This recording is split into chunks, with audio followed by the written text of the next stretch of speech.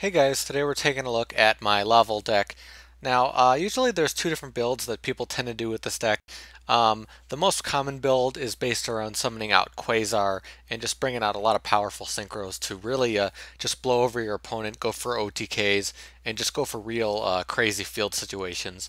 The other build tends to be more about using the Laval's effects to control and swarm and do some more interesting things to kind of lock down and control your opponent. I'm going with the more synchro-focused Quasar build. This deck has been hit a lot because Rekindling was made limited, but it still has a lot of power behind it, and with some of the other cards that you can add to it, there's a lot of really interesting things you could do, and I'll talk about a lot of the other stuff you can do in the side deck. But the extra deck definitely has been changed a lot with some of the additions and things that have been added. Generally, Lavals are a graveyard-focused deck. They get a lot of power from having a lot of them in the graveyard, so it's an interesting deck type that uses the graveyard in ways that a lot of other deck types don't. And the idea is to just get a lot of them to the graveyard and activate, what they can do. This deck will focus on bringing them back, but also abusing the effects of the levels, and I'll get into that as I talk about each card. So first off, Blaster, just good in a fire-based deck. Obviously, we can do some destruction, discarding our cards, and we have additional synchro plays with a card like this.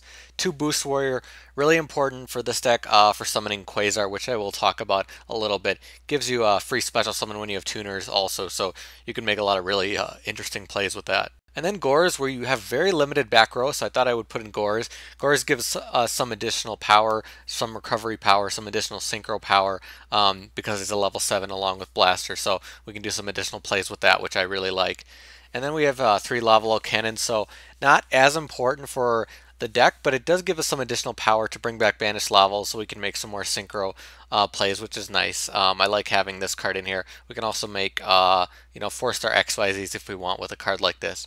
And then we have 2 Lavalval Lakeside Lady. Really nice to deal with set cards, and it's also a tuner, so we have access to different types of synchros depending on what we're doing.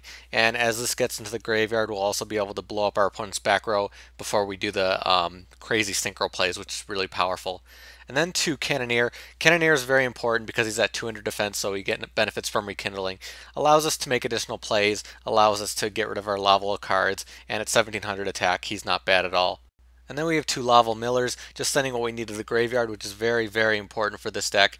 And then Lavalval Volcano Handmaiden, pretty much the core of the deck. Handmaiden allows you to keep sending Handmaiden, so you can use a kind of a setup to bring out what you need from the graveyard, which will usually be 2 Cannoneers and 3 Handmaidens to make really, really big plays. We also have 2 Swift Scarecrow. Additionally, we're getting the same thing that Boost Warrior does. We have a level 1 that we need for Quasar, and also helps us deal with damage. You can also run Battle Fader, but I prefer Swift Scarecrow just personally. For the spells, we're going to be running 1 Dark Hole, 1 Forbidden Lance, helping us out with back row because we have big, synchro plays. 1 Gold Sarcphogus, just helping us to get Rekindling because obviously it's much harder to get now. 2 Magical Stone Excavation, obviously a bit of a resource dump in order to get to use this, but getting back Rekindling is extremely powerful. So if you do get this card early on, it'll be very nice. And we have a lot of power to redraw cards, so it's not really a big deal to have to use this. 3 Molten Conduction Field, doing the same thing as Lavalval Miller, guarantees our graveyard is going to be stocked for what we need. 2 MST, 1 Day of Peace, really nice to set up what we need, stalling for a little bit. 2 Pot of Duality, again getting the specific card we need. Rekindling, making the whole deck extremely powerful when you do get this card. And 2 Soul Charge, now they're the backup Rekindlings. That's just how it has to be now. 3 Upstart Goblin, obviously adding to the consistency of the deck. And 3 Trap Stun, another way to deal with back row, so our opponent won't be able to do much at all when we bring out our powerful synchros. So now for the extra deck, we're going to have a humongous variety of synchros. There's a lot of other choices that aren't in here, but you can still run them. So I might talk about some of those, but you have to consider a lot of different levels. We have a lot of different stuff going on, and there's just a few things that are very important, but overall you can add a lot of your own favorites to this. So you really do want a good amount of level 5s, so Catastor is a big one. We want Black Rose, obviously could be a nice one to have, and we can get it out pretty easily and make additional plays later on. Now that Formula Synchron's at 2, we can run it at 2 and make even bigger plays, so Formula Synchron is necessary for Quasar. Goyo Guardian, now we can add that in, which is very powerful. 2 Lavalval Dragon, extremely powerful. We'll be using that along with Formula Synchron and maybe another level 5 to bring out Quasar, but before we do, we can completely bounce our opponent's cards to set up an OTK very easily. one Mist Wurm because we do have an ability to get that out as well. We also have Scrap Dragon and Stardust Dragon, our 2 level 8s, which we also can get out very easily, and 2 Quasars. Definitely a choice if you want to run 2, but because 2 Formula Synchrons are in the deck now, we can run 2 of these, so I really like being able to get it out if possible. And then we also have Star Eater, just in case we don't have that ability to get another card out like Swift Scarecrow or Boost Warrior, we could bring out Star Eater, which is still a powerful card. And Hyper Librarian, very good for this deck. Traditionally, you'll bring out Formula Synchron, Hyper Librarian, and Lavalval Dragon, so you'll gain like a three card advantage, I think, and then you're able to bounce your opponent's cards on top of that. So extremely powerful and sets up what you need to do really well. We also have 1 Lavalval Chain. In case we do get our level 4s out, we can use this to set up things from the graveyard and do what we need to do.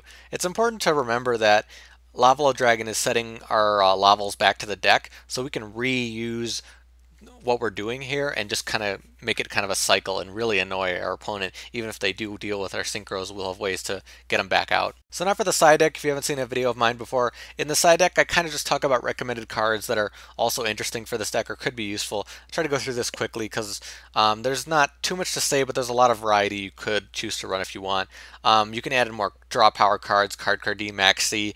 Battle Fader I talked about, it's just a choice. It can run in the way of some things if you want to run it. You could build this around different Synchros like Red Nova. You could do some interesting plays there. You can add in Shooting Star Dragon. We can easily make that. There's other level 5s like Laval Dual Slasher can be interesting.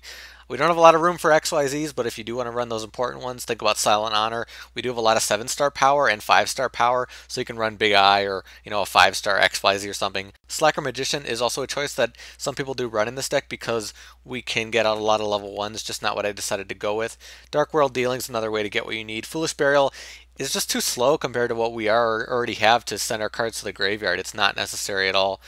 Burial from a different dimension in order to get back those banished cards. Reckless Greed again for draw power. We need a lot of cards to make the deck work, so Reckless Greed can help us out there. Transmigration Prophecy, that's kind of an interesting card you can use to get like Rekindling back into the deck and hopefully draw it again. But I'm not really a big fan of it. I like to just go with what we have and make sure we can consistently get what we need. And if you're focused more on the long term, obviously Royal Decree can be a choice, but because of how this deck works, I really prefer Trap Stun. So that's it for my Laval deck. Again, just a very synchro-focused deck. Very fun, very crazy. Can be very annoying for your opponent, but without 3 Rekindlings, it's not as crazy. Still has a lot of really cool stuff you can do, and it's very easy to bring out 3 or 4 synchros at once and really overload your opponent quickly. But if you guys do have your own Laval decks, or maybe you guys have some suggestions for me, you can post below, let me know in the comments.